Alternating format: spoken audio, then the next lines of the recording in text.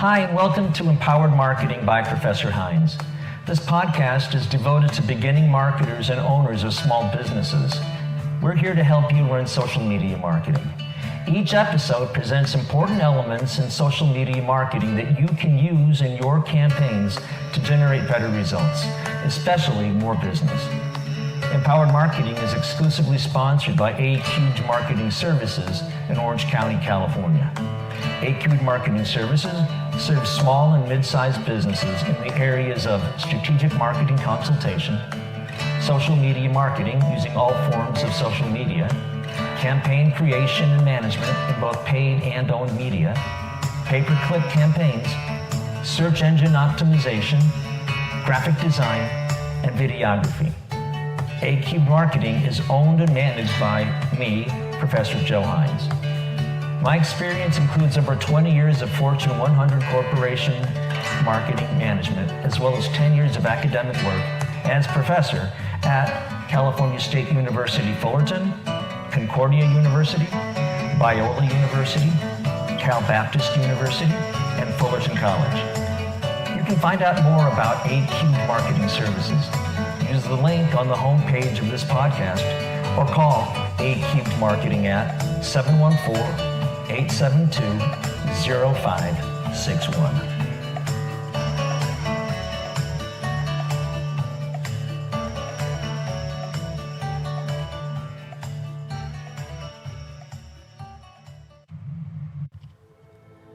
Hi, and thanks for joining me today.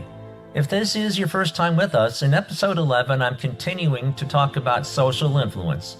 We started this discussion in episodes 9 and 10. Social influence is the term given to the important role that well-known and highly trusted people play in sharing ideas across networks. So you might want to go back and listen to those earlier episodes if you haven't already. In today's episode, I'll be adding several new ideas to our group's understanding of social influence. These include the 7 attributes of online communities, which are presence, social objects, behavior standards, groups and subcultures, participation, social capital, and the strength of links or ties between the people who are sharing on social media. Social capital and social object theory. Apologies for a bit of mic noise that came from the lavalier mic I used in my classroom this past week. I've done everything I can to restore the quality of the audio, but there is still some intermittent rustling noise in a few places. As in previous episodes, there's also a PowerPoint presentation that you can download to go with this and the next several episodes on the topic of social influence. A link was given during the intro for the episode 9 podcast. Also, if you're enjoying the content, I have a vlog called Professor Hines' Weekly Marketing Message, and it's available on our website at https://acubedmarketing.com/vlogs/weekly-marketing-message. It's also available on YouTube and Vimeo. If you'd like to have some time with me to talk about how this information can be put to work in the context of your business, I've got a Calendly page, and you can go ahead and schedule time with me there. To get to it, go to https://calendly.com/a-cubed_marketing/introductory-consultation. So let's get over to my classroom at Whittier College. We've got a number of interesting ideas to cover today, and I'm looking forward to sharing those with you. If you look at these online communities, we have like 7 different characteristics, okay? You can talk about presence, you can talk about social objects, behavior standards, groups and subcultures, participation, social capital, and whether a tie between people is a strong tie or a weak tie. So let's look at presence first. When we talk about presence, we're saying that this is the effect that people experience when they interact online. To have a presence someplace is to have written text in that social media environment to have left any kind of a footprint. A video, an image, a picture, an illustration, text, soundbite, whatever it is, you've created presence for yourself. Now, again, to refer back to last week, and another topic that we discussed, we talked about personal branding last week, and we said that you've got 7 seconds to make an impression with people. Well, anything that we leave out there is going to have the possibility of creating a neutral, a positive, or a negative impression. But anything that we leave out there is also going to create presence for yourself. And so if you want to have a positive brand, create a positive opinion in the minds of other people about you, you have to be certain that what you're putting out there in social is always showing you in the best light. Okay? That's your presence. Social objects are, it is the medium of exchange. If I go to YouTube and I start posting videos, the social object in YouTube is the video that I post. If I have a podcast, then if I leave MP3 files out there, then that MP3 file is the social object. People are using it as something to share and communicate with. Other people are there just looking for what's already being put out there. But the thing that people are gathering around is the video or the MP3 file itself. You could also look at behavior standards, okay? What's happening here? Sorry. There we go. Okay, when we look at behavior standards, there are 3 types of standards that people refer to. They look at norms, they look at flaming, and they look at doxing. Who knows what a norm is? You ever heard that term before? These are the norms of our group. Norms are agreed upon standards of behavior. So, for instance, in a classroom setting, one of the things that we all pretty much know is when the professor is lecturing, students by and large are going to quietly listen and take notes, and if they have questions, they're going to do this, which tells me that you've got a question, and I'm going to pause because that's part of the rules that I engage with. If I see that hand go up, I know it's, hey, somebody needs some more individual attention or focus on this topic. So those are norms, and we have norms that cover just about every facet of life in a particular culture. The norms in one culture might be really different from the norms in another culture. I'll give you an example. When I was in Japan, I went to Japan when I was 19. And when you're in the U.S., you get on a bus, so you can sit pretty well any way you like. You can slouch, you can kick your feet out, whatever. Anything goes because we're a very laid-back culture, especially here in California. Not so in Japan, as I found out. I got on this bus in Japan, and I kind of put my hands behind my head and, kind of put my feet out like this, and didn't really notice that every other rider on that bus was sitting very much like this, with their knees together and their hands folded in their lap, just kind of staring straight ahead or maybe down like this. I'm just doing my California Joe thing, right? And everybody's staring at me. Only I don't pick up on that, right? I'm just thinking, well, maybe I'm the only white guy on the bus, who knows what, right? So I'm riding along with this guy who invited me. His family had invited me to spend the summer in their home as an exchange student. So when I got off that bus with him, he was so incredibly embarrassed by the fact that I had sat on that bus the way I had, because in their culture, I broke a bunch of norms. Meaning, doing this and looking like Joe instead of looking like, not trying to call attention to yourself, breaks all kinds of rules in Asian culture. The Japanese have a saying that says, the nail that stands up or sticks up will get hammered down. What do you suppose that means? If you're the nail that stands up, you're going to get hammered down. It means don't call attention to yourself. don't stand out from the rest of the crowd. That's an important norm in their culture, okay, that I totally hadn't picked up on. All right, so that's norms. Now, flaming, it's like you're shouting in all caps. Now, we used to have a guy that was our VP of sales at this corporation I worked with. And every day he would end the day by sending an email to all sales. All in caps, lots of exclamation points. And it always looked to his people like, geez, you know, at the end of every day, Ed ends the day yelling at all of us. And they hated Ed, right? They all thought he was a major jerk. Because who wants to open that up at the end of your workday, right? But he did this daily. That's flaming. Doxing is when you take somebody's private, personal information and publish it as a form of punishment. Like, I'm going to out you, and I'm going to put it out there so that everyone can see and hopefully harass you. Okay? So the norms in social media should be, we're all going to work to get along nicely, meaning like I am not going to hound you on your political beliefs, for instance. I'm not going to shout at you. I'm not going to dox you. I'm not going to do those things. So to get along and communicate in a group, you have to have norms, just like any place else in the world. Okay.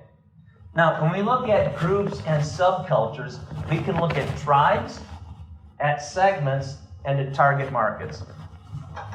This pertains specifically to the whole thing around the buyer persona. When you talk about a buyer persona and you start ascribing specific detail to one type of consumer group that you might have amongst the many consumer groups that you're marketing to, you're talking about a tribe. These people here have their own culture. They have maybe a lot of their own language. They have their own different lifestyle. They have the way that they communicate with each other. They have shared history. They have a lot of shared things together that make them a tribe. But I could point to a group of accountants or a group of engineers or a group of soccer moms or a group of college students and say, just as much as the people in this tribe are culturally unique among themselves, so are all the other groups I just mentioned, which is why we refer to them as tribes, okay? There may be several tribes in any particular segment. Target markets are one level above that. Or as marketers, for every segment we identify, we may not target that specific segment, but when we say about the segment, we decided that they're big enough, that the benefits of our product answer the needs that they have and the wants and preferences that they have, that we can communicate with them, that they have some way of buying our product. They can not only afford it, but distribution is not a problem. All of those kinds of things. Then they become target markets for us. If they become a target market, we're going to create a unique marketing plan for each target market that we decide to strategically pursue. So tribes can belong to segments. Some segments we target, meaning I'm going to try to sell my product to them, in which case they become target segments. Okay, now participation, meaning if you're going to engage with people in social media, we have to be able to communicate back and forth. Communicating back and forth, if you go back to week 1, we said in communication there's a sender and there's a receiver. The sender has a specific message that they want to somehow put into a language. We're going to encode our language. We're going to choose the media that we're going to send the message through. The receiver is going to, get it, hear it, decode it, interpret it, and then act on it. That's when I know that I have feedback. Feedback is the message that I sent out there, did it elicit the response that I wanted it to? And I can quickly see if I got if people got my intention, and if I was persuasive by me watching what they've done with the information that they collected. That's a really meaningful kind of feedback. For instance, if I said, hey, if you're interested in my product offer, click here. If nobody clicks here, I can go back and say, well, my offer wasn't good enough, or maybe I didn't make the link visible enough, Or maybe there was something, beyond that when they got to where the page led to. They didn't buy the product because somehow I didn't have the right photographs, right something. I can look back at the whole communication process and say, was my marketing effective or not? Based on very observable feedback. So there's feedback.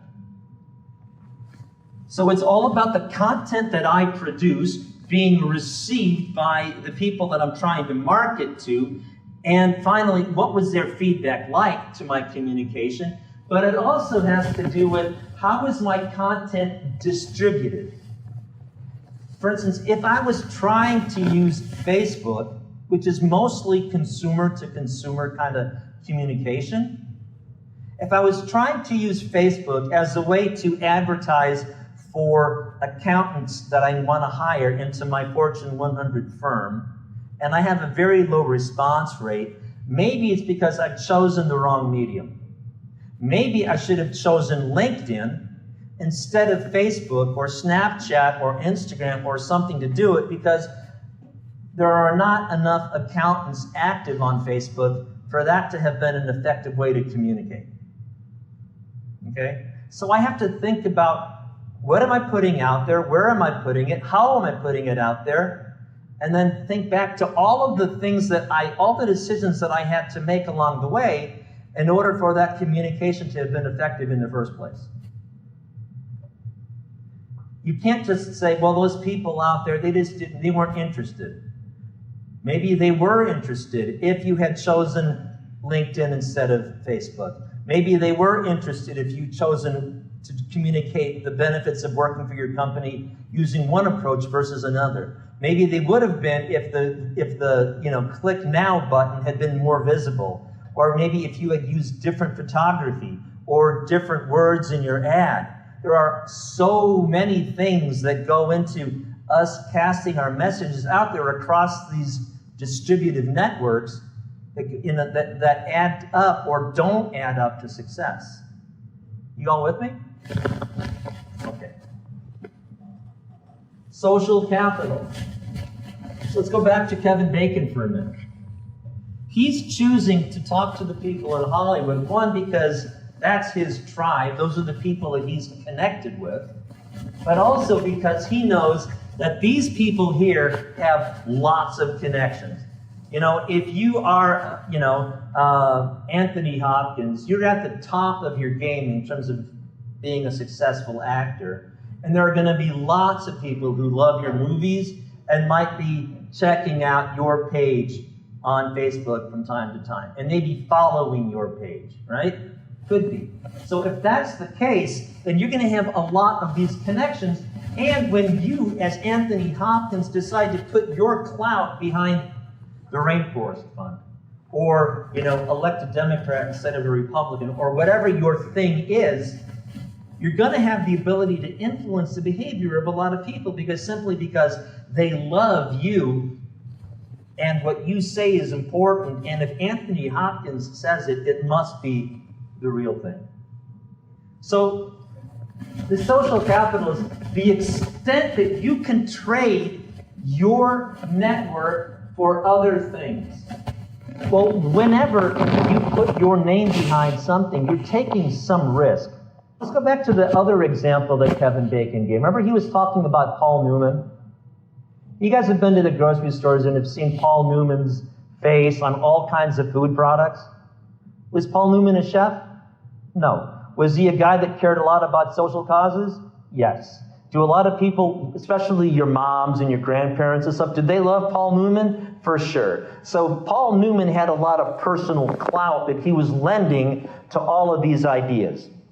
And so but what happens if Paul Newman puts his name and his face on a jar of spaghetti sauce? People buy it and they try it and they go, oh my God, this is bad. All of a sudden, Paul Newman's personal estimation in the minds of a lot of people who feel like they just got burned buying this spaghetti sauce, maybe his worth in their mind just got knocked down a few notches as a result. So So, we can trade our network for connections, like the example about the student who might be in my class, and I know that guy Tom, and her name is Sally, and I say, Tom, could you take a look at Sally's resume? I'm trading on the value of my relationship with Tom. Let's say that Tom met with Sally. He thinks she's a really bright gal. I'm going to hire her. But now Sally's got the job and she goes to work, and the first day she gets there a half hour late, and then, she continues to show up late every day, and when he gives her due dates on assignments, she's consistently late turning them in, and she falls asleep in staff meetings, and she does terrible work the rest of the time. Is Tom going to be super stoked about the fact that I introduced him to Sally? No. So the next time, and I say, Tom, Sally really worked out really well for you. I'd like to introduce you to Wyatt. What do you suppose is going to happen? Is Tom going to say, yeah, send him on in. That sure was a winning ticket last time. It's going to be a harder sell to get Wyatt in, right?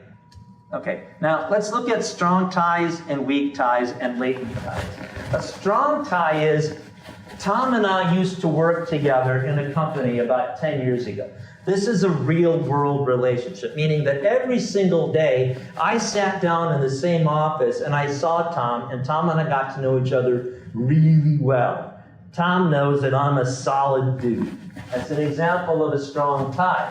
A weak tie is, Tom's never met Sally, but I tell him across social network about Sally. I've now created a link between Sally and Tom. But is it going to be the same strength of a relationship like I've got with Tom? In time, it could be, but right now it's a very weak linkage. And then finally, you've got a latent tie. A latent tie is, luckily, when Sally needed me to call Tom, I just seen Tom last month. I had dinner with him. We keep up with each other because we're friends.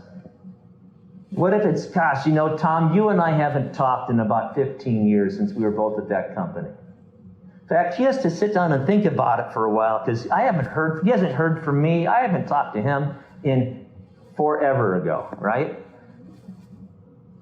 But we begin to talk and we kind of resurrect that old relationship. And by the end of the conversation, there's familiarity again. And some of that good vibe that used to be there between us is kind of alive again. I've kind of worked a latent tie. Think about them as dormant relationships, like they've gone to sleep over the 10 or so years that you guys have not really been active together. But there was something there in the past, and it was a successful, positive relationship. So when he does hear from me again, it's not like I'm starting from scratch. Not like the difference between Sally and Tom when I first make that connection. Social object theory. As I mentioned, these social objects are the reasons why we come together in social media in the first place. It's the thing, it's like the currency.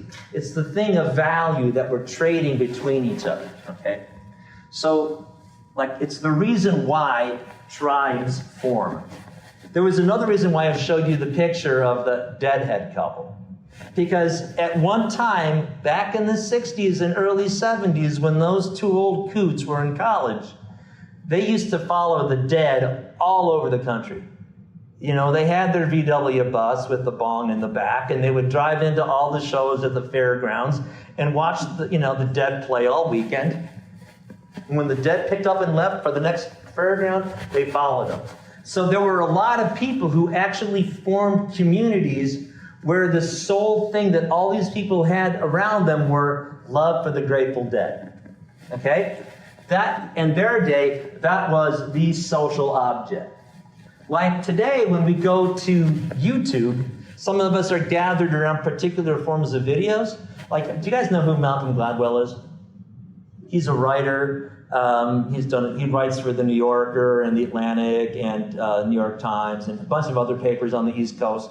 And he does a lot of TED Talks and stuff. I like listening or watching. I like his podcasts, and I like his videos on YouTube. You guys ever watch TED videos? TED Talks? So again, that's another thing that a lot of people might gather around or have common interest in.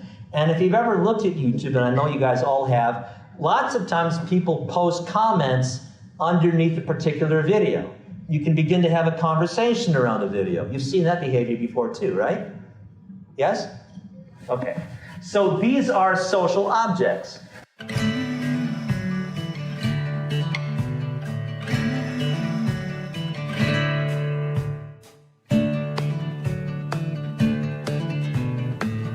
This podcast, Empowered Marketing by Professor Hines, is exclusively sponsored by A-Cubed Marketing Services in Orange County, California. In business since 2013, A-Cubed Marketing offers a complete suite of internet marketing services, including strategic marketing consultation, social media marketing using all forms of social media, campaign creation and management in both paid and owned media, pay-per-click campaigns, search engine optimization, graphic design, and videography. A-Cubed Marketing is owned and managed by Professor Joe Hines. His experience includes over 20 years of Fortune 100 corporate marketing management, as well as 10 years of academic work as professor at California State University Fullerton, Concordia, Biola, Cal Baptist University, and Fullerton College. Find out more about A-Cubed Marketing Services. Use the link on the homepage of this podcast or call A-Cubed Marketing at 714-872-0561.